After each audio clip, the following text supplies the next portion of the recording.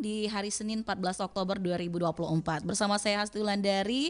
1 jam ke depan ini kita akan bersama di Jambi Siang ini yang akan membahas terkait mengenai dunia pendidikan ya. Dan Anda juga bisa bergabung nantinya di 074163482 atau di WhatsApp kami 081387440803. Ya, pendengar di mana saja Anda berada, kesempatan yang luar biasa sekali ya awal pekan kali ini. Alhamdulillah di studio Pro 1 RRI Jambi, saya sudah kehadiran narasumber kita ada Ibu Santi Nopitasari SPD ya. Beliau adalah seorang penggerak komunitas belajar. Saya sapa dulu nih, panggilnya Bu Santi apa Bu Nopita nih atau Bu Sari? Tapi lebih kerennya tuh Bu Santi deh, Mbak. Bu Santi ya. Oke, baik.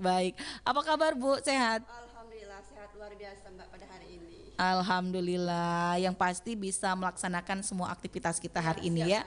Dan tentunya juga bisa berbagi informasi nih terkait mengenai komunitas belajar ya, Bu Santi ya. Oke, baik pendengar di mana saja Anda berada di Jambi Siang ini ya, untuk obrolan kita mengenai temanya yang akan kita bahas 3 dosa besar dalam pendidikan. Nah, ayo yang berprofesi sebagai tenaga pengajar, apa kira-kira dosanya ya?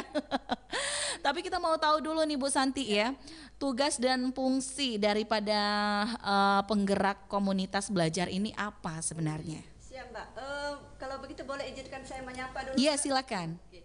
Saya menyapa kepada Ibu pengawas kita, Ibu Mahrunisa ya, yang selalu support dan luar biasa Ibu, terima kasih supportnya. Dan juga Ibu Faridatul Amdia SPDI selaku Kepala Sekolah SD Negeri 69 dan juga rekan-rekan sejawat.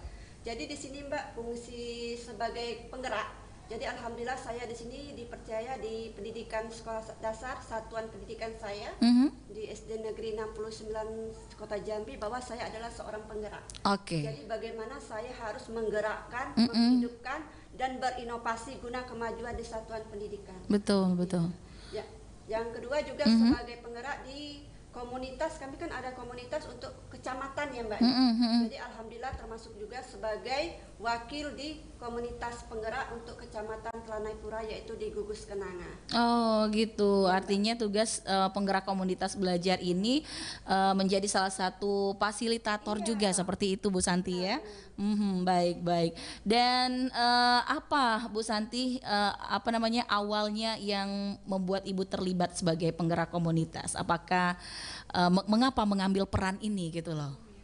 Alhamdulillah Mbak ya, awalnya sih saya tidak mengejar sebuah jabatan, tapi di sini saya menanamkan, saya seorang pendidik, jadi seorang pendidik saya harus meningkatkan kompetensi. Benar. Jadi dengan awalnya saya mengikuti pendidikan calon guru penggerak, jadi di sanalah wawasan yang banyak sekali saya dapatkan. Itu mengikuti itu ada seleksinya Bu Santi? Iya jelas Mbak. Ada, oke. Seleksi yang sangat luar biasa. Waduh, dari berapa peserta waktu itu? Lumayan banyak Mbak ya. Ratusan? Iya kan tingkat provinsi ya Mbak. Oh baik. Jadi untuk yang kedua kali saya baru lolos. Oh, yang pertama belum ya? Tapi saya tidak putus asa. Saya coba kembali. Alhamdulillah pada saat ini masih pendidikan. Insya Allah tinggal menghitung bulan selesai. Jadi pada waktu itu kami kan ada komunitas untuk di kecamatan. Untuk kecamatan itu saya nggak tahu juga Mbak ya, mungkin penilaian. Iya benar. Saya tidak pernah menunjuk diri saya, saya harus begini. Tapi penilaian mungkin dari pengawas, rekan sejawat ataupun berkolaborasi di sana. Jadi dipilihlah saya untuk menjadi salah satu penggerak baik di sekolah maupun di komunitas. Oh gitu. Yang pasti Bu Santi ikut aja dulu seleksinya, prosedurnya seperti itu, tahapannya.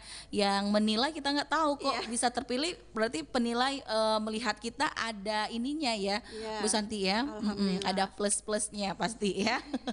Oke, terus kalau bicara pengalaman nih, yang paling berkesan selama memfasilitasi komunitas belajar ini kira-kira apa Bu Santi?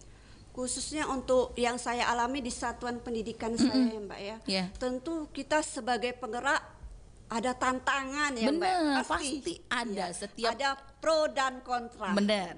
Pasti ya Mbak ya. Jadi setiap manusia itu tidak mungkin dia mau menerima perubahan. Betul. Ya, terkadang mereka lebih nyaman di zona nyaman. Ngapain mau gitu-gitu. Iya. Jadi itulah yang harus saya lawan, Mbak. Itulah yang harus membuat saya termotivasi. Bagaimana saya bisa. Betul. Nah, itu yang membuat saya motivasi karena saya ingin hidup saya bermanfaat bagi orang lain, Mbak. Itu Benar-benar. yang saya tanamkan pada diri saya, terutama untuk rekan sejawat. Betul. Dan yang pastinya untuk peserta didik. Benar juga Bu Santi ya, karena apa ya, kita sudah diamanahkan menjadi seorang tenaga pengajar, artinya ini adalah salah satu tugas mulia ya Bu Santi ya.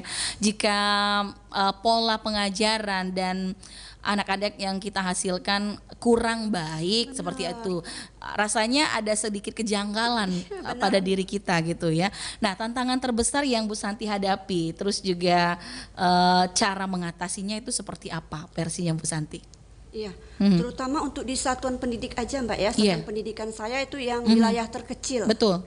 Terutama saya tantangan itu yaitu pada diri saya sendiri dulu, Mbak. Oh gitu. Iya, karena saya harus memanajerial, meminit diri saya sendiri, bagaimana saya kuat, bagaimana saya bisa. Betul. Itu dulu yang saya porsir, yang saya harus bisa.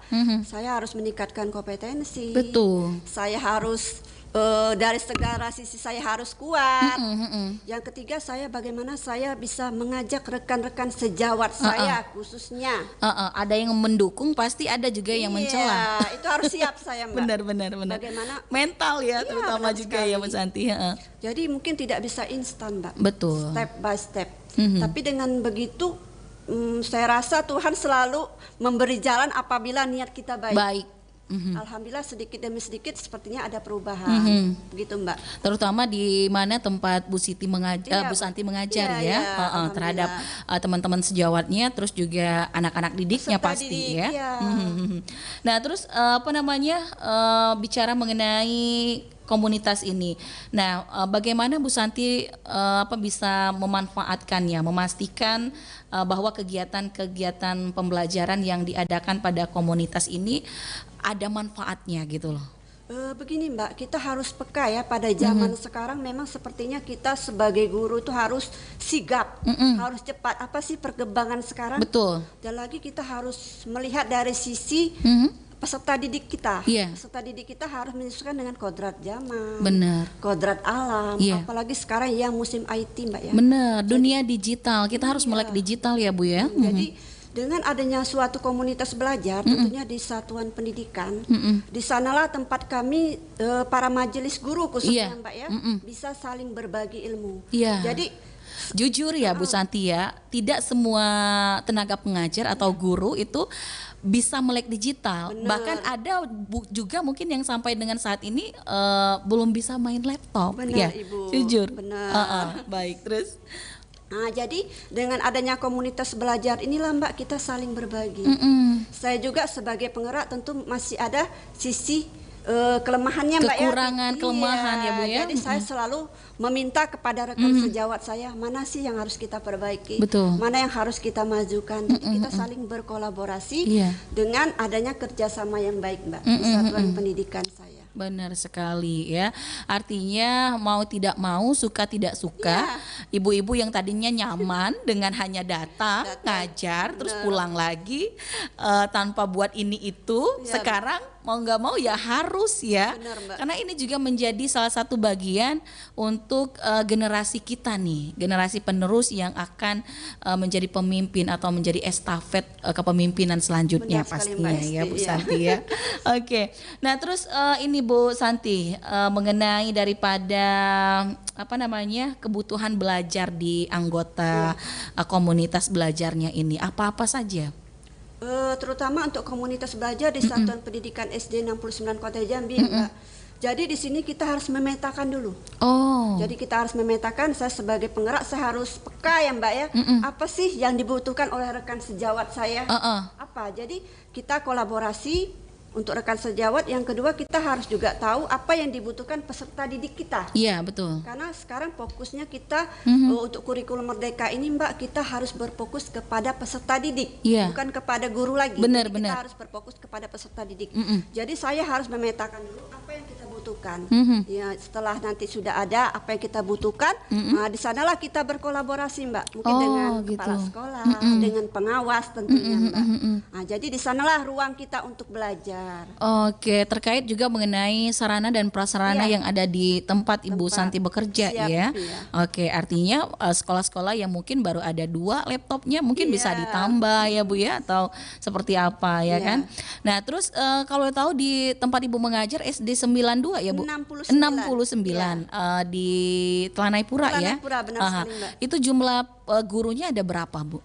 Kalau guru kami sekitar anggota dengan guru bidang studi ada 15. 15. Termasuk TU dan operator sekolah. Oke, dengan jumlah peserta didiknya? 120 120 dari kelas 1 sampai 6 pastinya kelas ya. 1 sampai kelas 6. Oke, luar biasa sekali. Nah, ini yang menjadi motivasi nih ratusan anak-anak siswa SD yang harus dibuka ya mindsetnya, terus juga yang pastinya kita arahkan ke lebih baik lagi ya.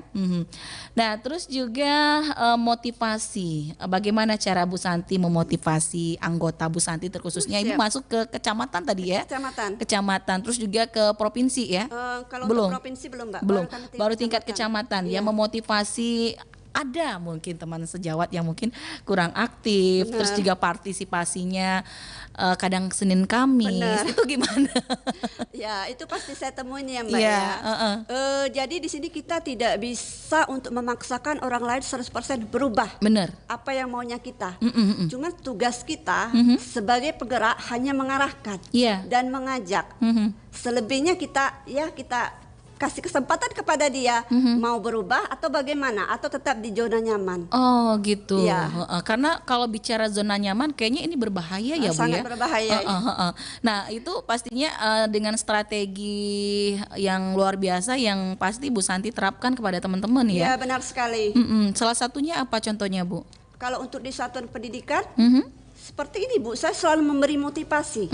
Apa kalian tidak ingin jangan kalian menyia-nyiakan apa yang sudah diberikan gitu. Jadi saya selalu memberi motivasi kepada rekan-rekan sejawat. Jadi saya selalu tidak bosan-bosannya Bu. Saya ayo. Itu memberikan motivasi pada saat misalnya ada pertemuan majelis guru, terus ada perkumpulan gak sih Bu setiap berapa bulan sekali gitu? Benar. Kalau untuk di satuan pendidikan sebulan sekali memang kami harus ada pertemuan itu yang datang di sekolah itu pengawas. Ibu pengawas kami selalu datang juga untuk tingkat kecamatan juga ada. Itu namanya KKG, kelompok kerja guru. Kelompok kerja guru benar. Jadi kalau untuk memberi motivasi saya rasa Mbak tidak harus di waktu yang formal. Iya benar. Pada saat ngobrol-ngobrol. Kayaknya bisa pas saat lagi santai, lagi makan bareng gitu Bu ya. Terus? Karena kalau waktu formal kayaknya nggak masuk deh Mbak. Bener. Maklum ibu-ibu ya Bu ya, Bu Santi ya, emak-emak kalau udah diseriusin. Aduh, penat otaknya ya. Selalu banyak 1000 alasan. Benar. Tapi pada saat kita lagi guyon, lagi santai, kayaknya itu yang melekat ya. Strategi itu yang mungkin Bu Santi terapkan seperti itu ya. Yang saya terapkan, Kemudian langkah-langkah yang Bu Santi lakukan untuk menjaga keberlanjutan daripada komunitas belajar ini seperti apa?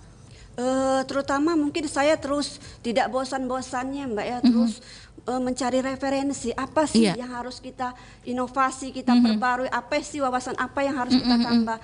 Jadi membuat komunitas itu terasa hidup Mbak, tidak membosankan. Jadi seperti itu saya selalu koordinasi dengan kepala sekolah maupun dengan pengawas saya khususnya. Apa sih Bu yang harus kita inovasi lagi supaya rekan-rekan ini tidak merasa bosan. Apa yang mereka butuhkan. Nah itu Bu yang saya lakukan Mbak. Oke, artinya Bu Santi di sini juga tidak bergerak sendiri ya karena ini adalah komunitas antara jejaringnya juga pasti terus berdiskusi nih apa yang selanjutnya akan kita lakukan seperti itu Bu Santi ya.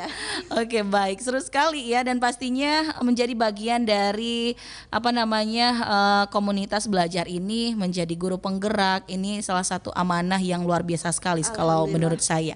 Karena kita dipercaya, artinya kita mampu ya Bu Santi ya untuk memberikan motivasi dan semangat untuk teman-teman sejawat kita dan juga peserta didik kita seperti itu.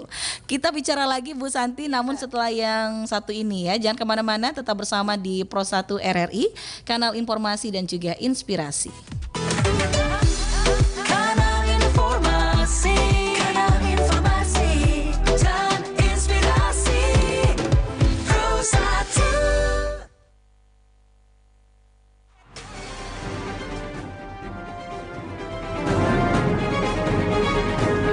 Jambi siang ini. RRI Digital. Nikmati kemudahan interaksi, partisipasi, dan kolaborasi dengan RRI Digital. Interaksi, dengar dan saksikan siaran langsung kami, daftarkan akun Anda, dan mulailah berinteraksi di setiap program dan konten kami.